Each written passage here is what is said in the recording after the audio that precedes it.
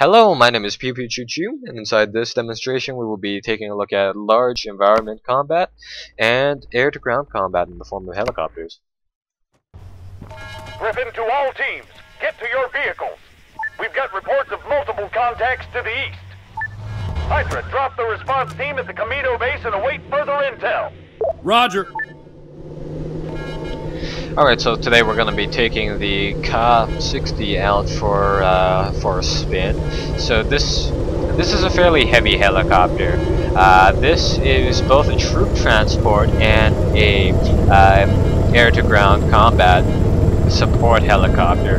And well, we're going to be taking it out for a stroll, and we're going to be checking out the large environment combat presented within Arma 3. So a little bit about myself. I played Arma 2 for the infantry combat as well as a little bit of the air combat. In particular, I really enjoyed flying the Little Bird helicopter inside that. That was a lot of fun, and for those who don't know, the Little Bird helicopter is well, it was a small plane, and it was meant to Understood, Griffin. eliminate now. ground targets from very close by. It's also a very agile plane.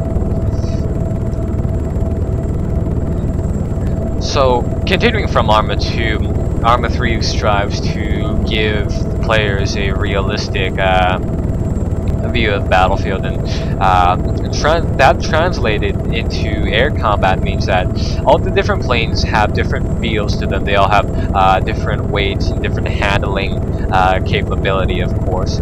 Now, I'm not necessarily sure if Arma 3 does use the simulated aerodynamics that are taken from, that could be taken rather, I should say, from the Take On helicopter games.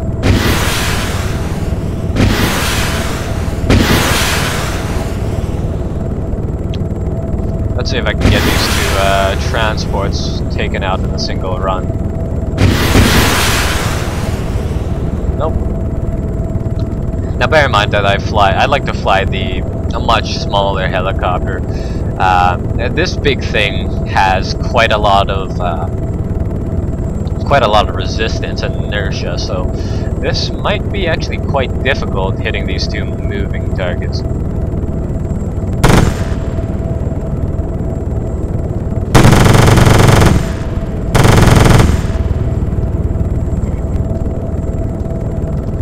We're gonna have to do another stroll here, but as you can see, the game engine handles these large environments fairly well. I mean, even though we are in the air, the textures on the ground do look quite nice, and there isn't the problem of having to switch back and forth from a low resolution, wide view distance type of terrain to a low view distance. Flight 26 is under enemy mortar fire.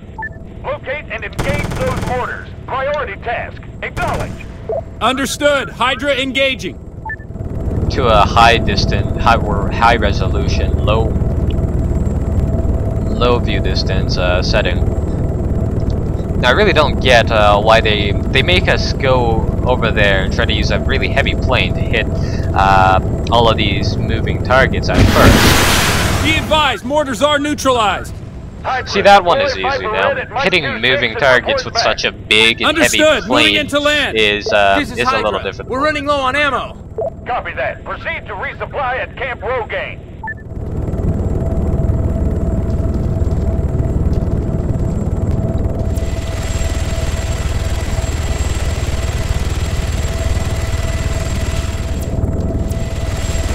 Here you can see that the view distance for this particular map is set to fairly high.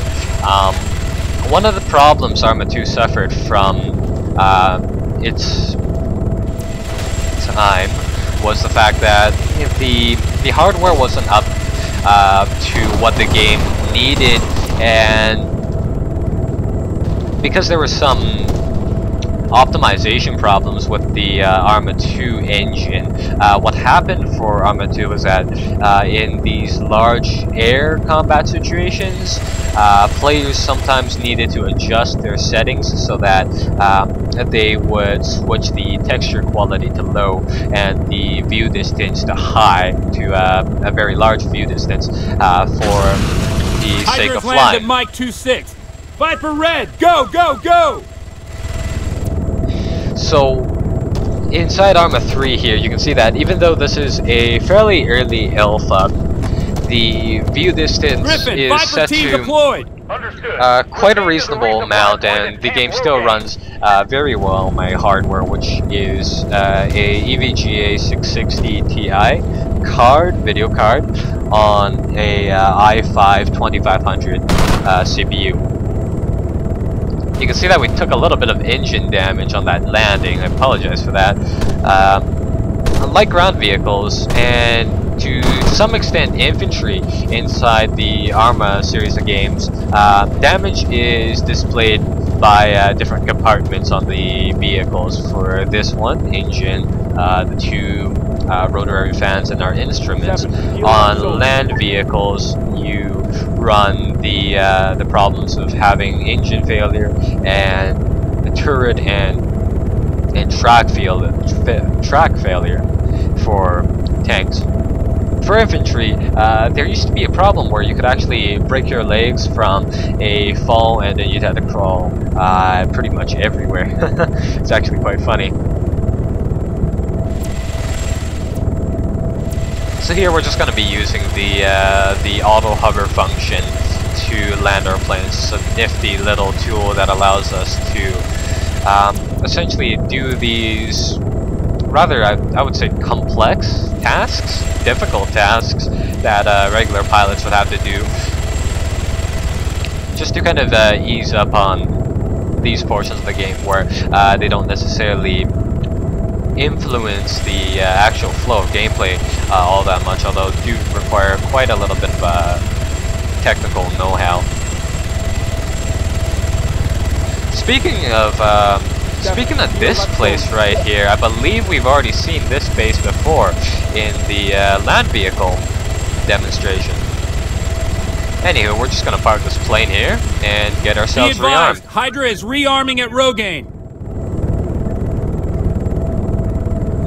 Now, this scenario was fairly easy to make actually inside the editor. The Arma series of games has always been fairly open in terms of their map editors and stuff and such like that.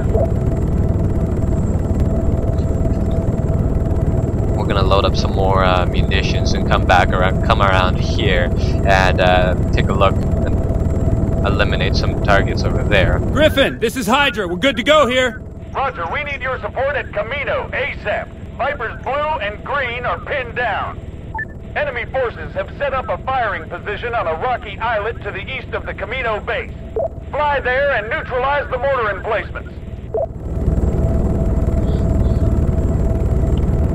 Kind of want to see what the chopper feels like when we take it right next down to the terrain. You'll see that the problem inside Arma 2 where the trees would turn from sprites and then back into physical objects doesn't appear inside Arma 3. There's no choppiness in the graphical elements of the game in terms of things popping in and out of focus, which can be quite annoying for some people.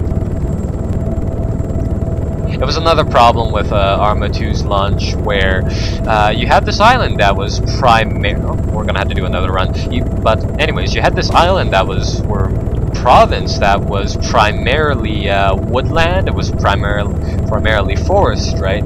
But if you flew helicopters or did anything with a very large view distance, you would have trees essentially turning from these 2D sprites used to conserve your computer's resources so that you can kind of see things better. Why can't my weapons fire? Don't know why. So you'd have these times where everything would be popping in and out simply because your settings would say that, okay, well, you had to generate everything at a close range, but you also had to try to moderate it so that the things would go into the foreground and back rather nicely.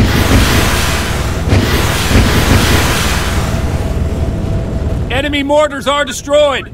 Well done, Hydra. Ground forces will take care of the remaining enemy presence. Return to the airbase. Copy that, Griffin. We're RTB.